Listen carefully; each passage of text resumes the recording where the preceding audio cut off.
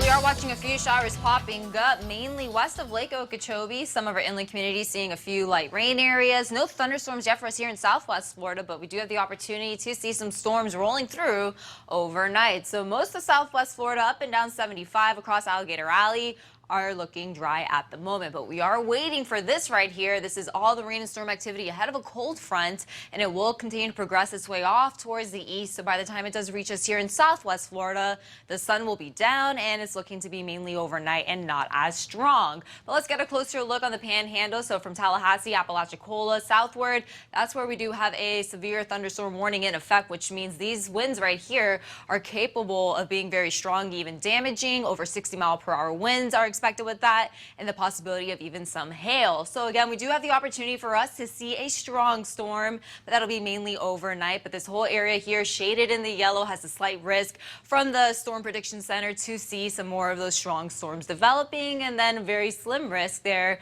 from Tampa all the way into northern portions of southwest Florida. So again, the best chance for that rain and storm activity to roll through will be a mainly overnight event. But let's take a look. All that cloud coverage that we have today, well, that's going to be sticking around.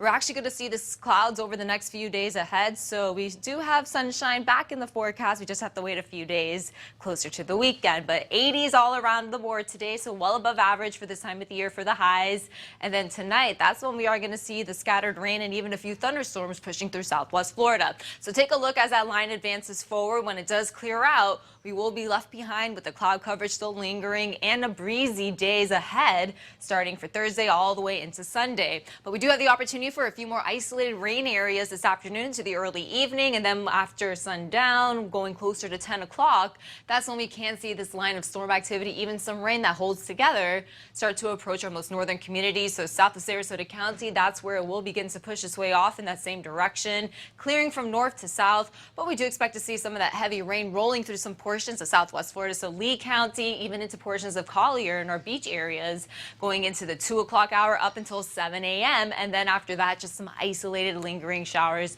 the remainder of the mid-morning hours on Wednesday. So later half of Wednesday should actually dry out pretty nicely. Now for the rainfall totals, anywhere between half an inch to an inch at most. Again, there is a chance for an isolated area to see just a little bit more, but any rain we do get this time of the year, obviously we could desperately use. Now again, there's the wind for Thursday, a little breezy at times, but again, we will hold on to the wind over the next few days. So if you have any Christmas decorations that could blow away, maybe you want to tie those down before that rain comes in overnight. So mid 80s, low 80s out the door. We are going to see temperatures nearing the mid 80s once again for today. Again, best chance of rain for everyone here in southwest Florida will be in the overnight hours into the morning for your Wednesday. Second half of Wednesday, we do clear out very nicely, and then we have a nice little 50 there for you if you like the cooler weather. We do see some effects from that cold front. Then we see temperatures rebounding back into the mid to upper 70s. Next system bringing in some better rain will be late Saturday into Sunday.